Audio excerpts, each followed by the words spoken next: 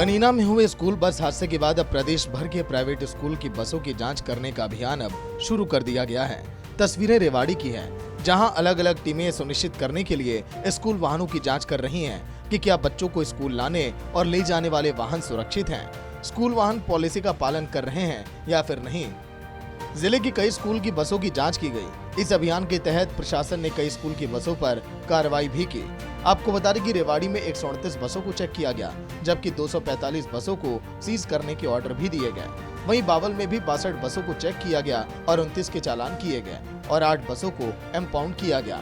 कोसली में भी 10 बसों को चेक किया गया और 1 का चालान किया गया। प्राइवेट स्कूल या और भी जितने भी स्कूल हैं जिनके अंदर स्कूल बसेस विशेष तौर पर जो चल रही हैं, उनकी सभी की सारी चीज़ें जो सुरक्षित स्कूल वाहन पॉलिसी के अंदर कवर होती हैं, वो सारी परफॉर्मा बना के वो चीज़ें चेक करने का अभियान आज चलाया गया है।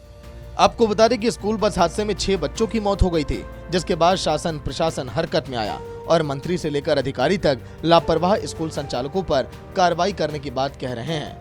एक बात जरूर देखने को मिल रही है कि कनीना में हुए बस हादसे के बाद सिस्टम जरूर अलर्ट अब नजर आ रहा है और रेवाड़ी में एसडीएम खुद स्कूलों में जा जाकर सुरक्षित स्कूल वाहन पॉलिसी को लेकर अधिकारियों और प्रधानाचार्य के साथ बैठक कर रहे हैं।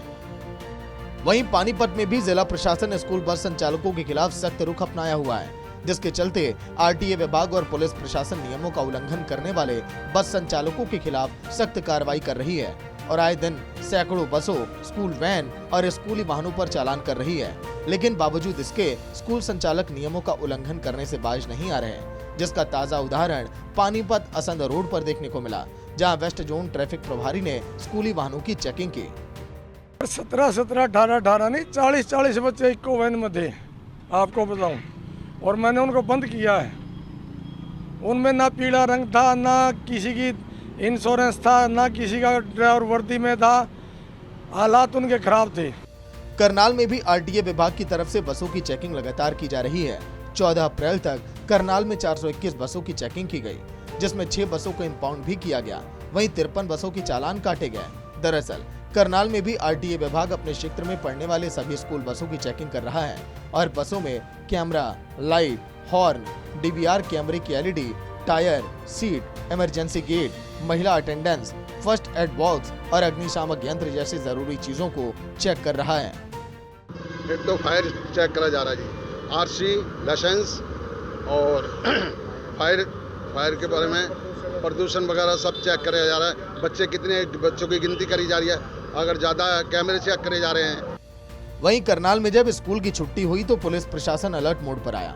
अलग अलग चौक चौराहों पर स्कूली बसों को रुकवाकर स्कूली बसों की चेकिंग की और बच्चों को संदेश दिया कि ड्राइवर अंकल बस तेज चलाते हैं तो क्या करना। स्कूलों के वाहन नियमों को पूरा नहीं करने पर फतेहाबाद में भी प्रशासन की सख्त कार्रवाई देखने को मिली। जिले भर के निजी स्कूलों की दर्जनों बसें पॉसिंग के लिए आरटीओ दफ्तर पहुंची, जहां आरटीओ विभाग को बसों की जांच के दौरान कई बड़ी खामियां नजर आई। ज्यादातर बसों में तो जीपीएस और सीसीटीवी जैसी बुनियादी चीजें भी नहीं थी। वही अग्निशमन यंत्र या तो थे या फिर नहीं, या फिर काम नहीं कर रहे थे। कुछ बसें तो ऐसी मिली जिसमें आपातकालीन दरवाजे तक जाम थे। बार नोटिस दिए गए हैं, मीटिंग ली गई है, डीसी ऑफिस की तरफ से ली गई है, हमारे आरटीओ ऑफिस की तरफ ली गई है, लेकिन उसके बाद क्या है, जो अपने पर्सनल हित के काम कि हम चला रहे थे ये गाड़ियाँ, लेकिन सरकार की इसमें कोई मंशा इतना सरकार नहीं। बहरहाल जिस प्रकार से तेजी से प्रशासन अवह दिख रहा है, वहीं तेजी पहले अगर दिखाया होता तो शायद कनीन में मासूमों की जान बच जाती।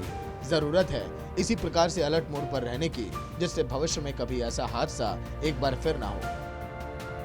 सूर्या समाचार के लिए रेवाड़ी से नवीन शर्मा, पानीपत से सुमित भारद्वाज, करनाल से हिमांशु नारंग और फतेहाबाद से जसपाल सिंह की रिपोर्ट।